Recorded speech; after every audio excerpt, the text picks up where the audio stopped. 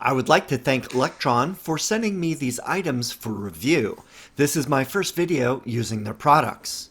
Today's video is about charging. I will cover the 20-foot extension cord and the J1772 to Tesla adapter. It arrived in a big box. Let's open it up and see what we have inside. We have two retail boxes inside. First, let me start with the smaller one.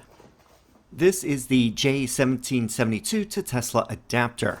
The box has a lot of information on the sides, front and back. Tesla cars come with one at purchase. However, if you lose one or need it in 2 or more locations, an extra one will come in handy. Taking it out of the box, it is wrapped in bubble wrap. Looking around the item, we can see that one side gives some information. It says current max 60 amps, voltage max 250 volts. The original Tesla adapter says 80 amps. This is really only applicable to older Model S vehicles that supported 80 amp charging. All modern S, X, 3, and Y only go up to 48 amps, so this adapter is plenty. The construction is solid and it feels exactly like the original OEM version. And here is both the new adapter from Lectron and the original from Tesla. These happen to be frequently out of stock, so the Lectron is a good substitute. I keep one attached to my 40 amp J1772 EVSE all the time. The other one that came with the car, I just keep in the center console storage bin. It's just as compact as the original Tesla version. The operating temperature is negative 22 degrees Fahrenheit to 122 degrees Fahrenheit, or negative 30°C to 50°C. With an IP54 rating, the adapter is protected from water sprays, making it suitable for charging outdoors. Safety certified UL and TUV. If you bought a used Tesla, which may not have this adapter, this will fill the need for when you are publicly charging at a J1772 charging station. This will convert it to the Tesla plug. It supports up to 60 amps or 14.4 kilowatts. If you already have a J1772 charging station at your home, you just need this adapter so it will work with your Tesla. Keep an extra one in the car for public charging. It works with all Tesla models with level 1 and level 2 charging stations, which are 120 volts or 208 to 240 volts respectively. Next, we have the larger box, and that is the Tesla extension cord. The retail box flips open from the front. Then the lid tips up and reveals the carrying case inside. By the way, here's a full view of the box with the specs printed on the back and the main features listed on the side. This is a semi-hard case which keeps the cable organized and stored safely, with 2 zipper pulls around the outside edge. Opening up the case, we see the cable with a zip tie holding it together for shipping. Both ends have a bubble wrap bag attached so they don't get damaged. We also have a user manual pamphlet here. This talks about the product, safety information, compatibility, how to use, FAQ, support info, and specifications.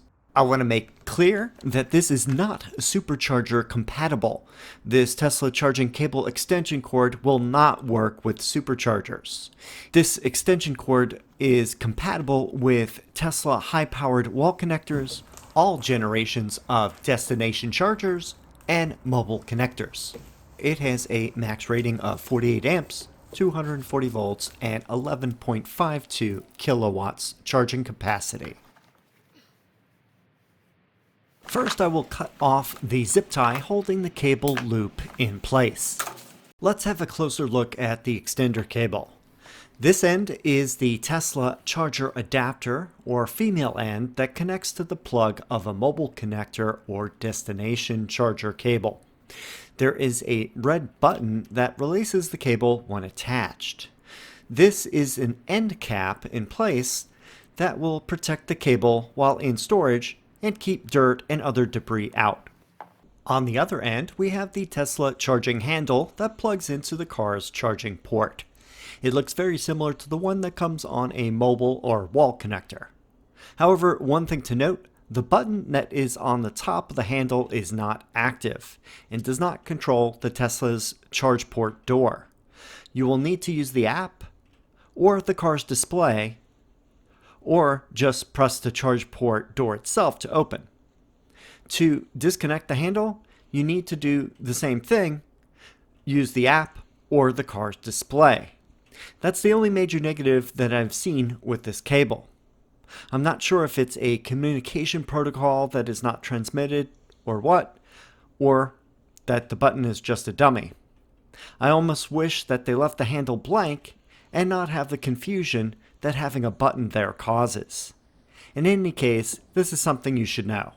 Now I will show how to attach or detach the connectors. Pretend I'm using the handle from a mobile or wall connector. Obviously, connecting the cable ends together like this doesn't create some infinite loop or anything. Press the connectors together, and then press the red button so that they snap into place. You will now notice that the cable is secure and can't be pulled apart. To detach, simply press the red button again and pull the ends apart. For the cable, I'm going to measure the width or diameter. I'll be keeping a running tab of the measurements compared to my mobile connectors and destination charger for comparison. And the measurements are 22.1 millimeters or 0.87 inches. Here's a close-up look at the label on the cable. It says 8 AWG times 2 for the power leads, 10 AWG for the ground, 16 AWG times 2 for the communication. The other items are temperature and voltage limits, as well as the manufacturer's name. By the way, there is a UL label. The cable itself is pretty heavy duty. The end with the female adapter looks securely fitted to the cable. On the other end, the strain relief on the handle looks flexible, yet protects the connection to the handle. The case measures 17 inches or 43.2 centimeters long by 13 inches or 33 centimeters wide and 5 inches or 12.7 centimeters deep. And now for my clever way to measure the weight of the cable. Both the case and cable weigh 11.75 pounds or 5.33 kilograms. Then I remove the cable and just weigh the case, which is 1.25 pounds or 0.56 kilograms. Subtract the two gives us the weight of just the cable, which is 10.5 pounds or 4.77 kilograms. Now for the length of the cable. I excluded the handle and the adapter from this measurement. Let's see how long it is. Starting from the adapter end, I'll walk all the way to the plug handle. And this is what we got. Pretty good. It's 20 foot 2 inches or 6.15 meters. For the next part of the video, I will be testing this cable with various charging setups. The first test in my garage is with a second gen mobile connector at 24 amps connected to a NEMA 1430 outlet. Before I start, I'm going to get the width of this Gen 2 mobile connector cable. And as you can see, the diameter is 11.6 millimeters or 0.45 inches. This is much thinner than the Lectron extension cord. First, I will do the test with the cable and the extension cord attached. Then I will do it again without the extension cord. I'll stretch out the mobile connector cord and then attach the extension to it as shown. Press the red button so that they snap together. Here's the path from the wall, around the car, and to the charge port on the other side. Make sure to wait at least 30 seconds after you connect the plug and the extension cord together. Now take the extension cord plug and insert it into the car's charge port here. Notice that the Tesla logo changes from blue to green as it communicates with the mobile connector. Now I'll go inside the car and look at the main display. It shows that the charge has started and the amps are now at 24. I watched the voltage for a while and it went between 234 and 237 volts, mostly around 236. I charged for about 15 minutes of steady state charging. The temperature results show that the extension cable runs very cool, cooler than the stock Gen 2 mobile connector cable at 51.7 degrees Fahrenheit versus 54.1 degrees Fahrenheit respectively. This is not surprising since the extension cable has thicker gauge wiring. As I mentioned in the beginning of the video, if you press the button on the handle, this doesn't stop the charging and unlock the port. I go into the car and on the center screen press the stop charging and unlock charge port buttons. Then the handle releases and I can pull it out. When done with the extension cord, press the red button to separate. For comparison, I will now just plug in the mobile connector without the extension cord. After a steady state of charging, I noticed that the voltage ranged from 236 to 238 volts, mostly around 238. So the extension cord at 236 amounts to around 2 volts difference, or sag, due to the longer length, which has greater resistance. For test number 2, it's going to be very similar to the first one, but I'm not going to do any temperature readings. This will be at 40 amps versus 24 amps, so almost twice as much. As I did before on the first test, I will take a measurement of the cable width. As you can see, it is 14.2 millimeters or 0.56 inches. That's thicker than the Gen 2 cable, but not as thick as the Lectron extension cord. This time I will park outside the garage to show a very common example of not being able to park in a garage. Most EVSE cords are around 20 to 25 feet long and will not reach where I'm parked, over 20 feet from the garage. I will go inside and get the mobile connector Gen 1 cord and extend it out as far as it will go. Then I will attach the Lectron extender cord to it. You know the drill. Then take the plug and insert it into the car's charge port. By the way, the extension cable locks to the car's charge port so you don't have to worry about it getting stolen. I recommend that you do not run over the EVSE cord. It could damage the wires inside, and that would not be a good thing. If you do need to have it outside your garage, don't close the garage door on it either. I would use a cable protector or something similar to the width of the cord, like a block of wood, so that the door doesn't crush it. Inside the car, the screen shows the charge rate at 40 amps and the voltage ranged from 234 to 237 volts, most frequently at 236. As before, when you want to stop charging, press the stop charging and unlock charge port buttons. Then you can remove the plug from the car. The user manual recommends disconnecting the extension cord when not charging. For part 2 of this test, I will pull the car into the garage and just plug in the mobile connector Gen 1 without the extender.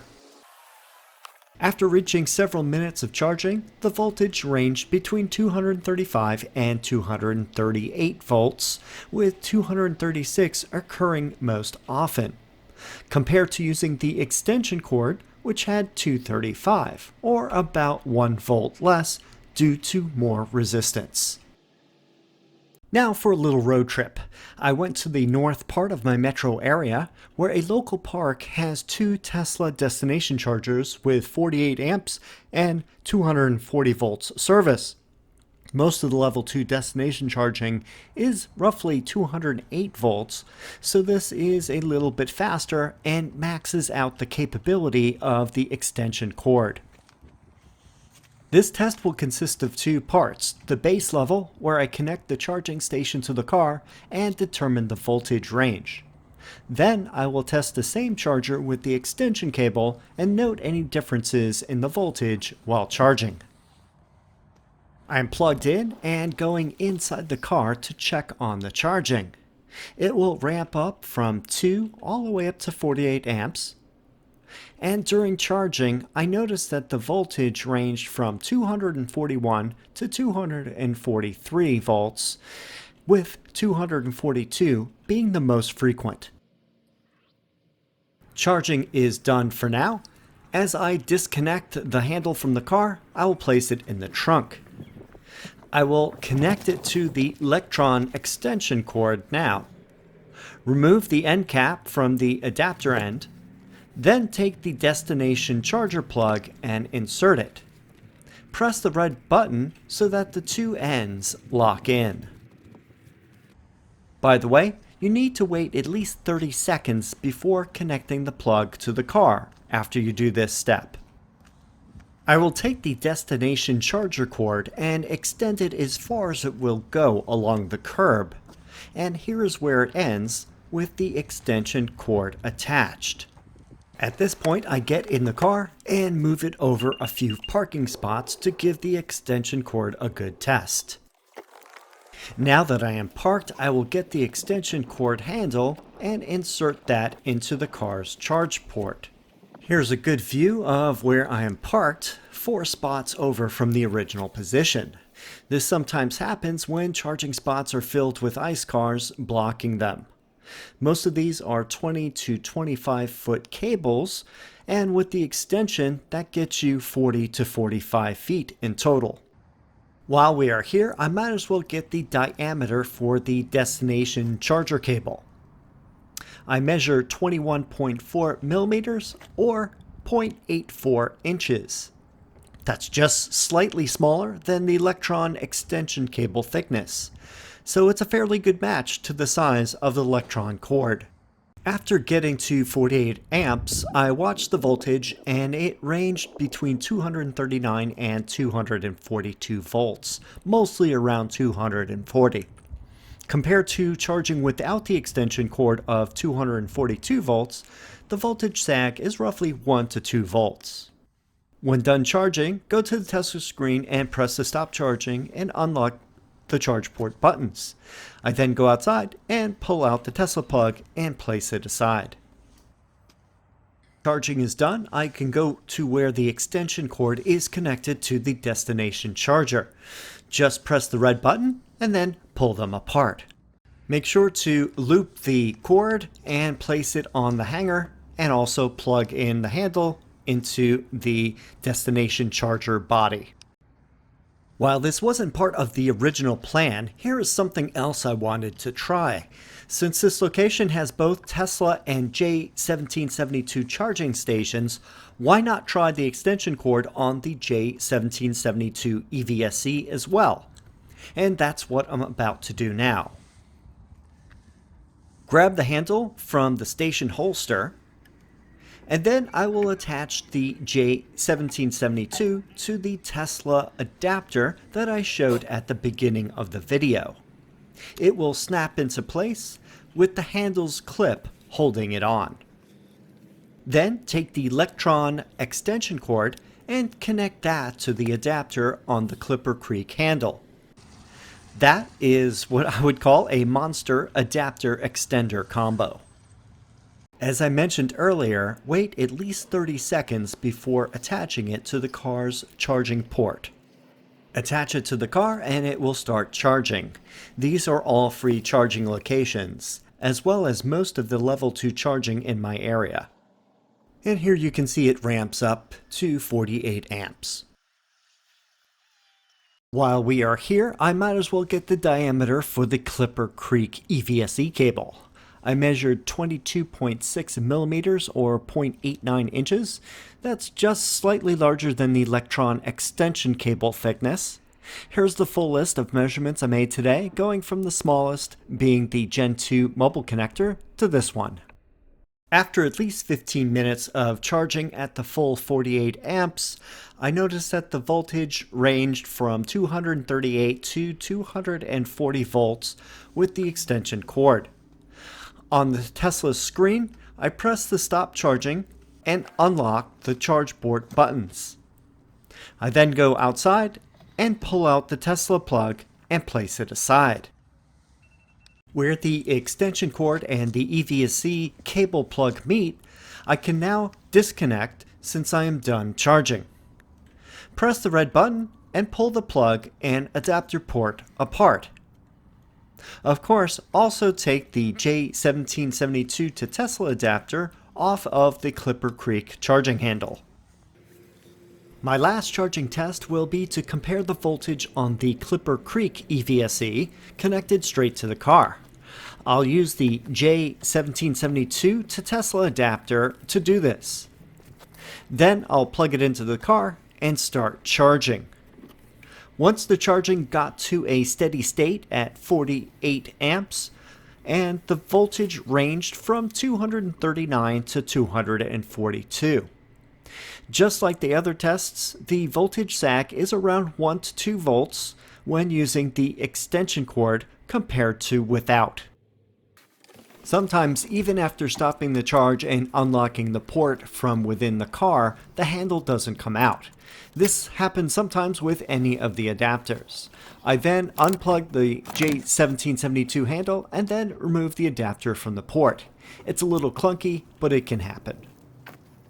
Of course, anytime you use public charging, loop the cords and place them on the hanger and attach the plug to the holster. The Tesla charging cable extension cord by Lectron is heavy duty and weatherproof, making it safe for outdoor use and perfect for helping charge your Tesla on the go. The cable easily loops together as seen here.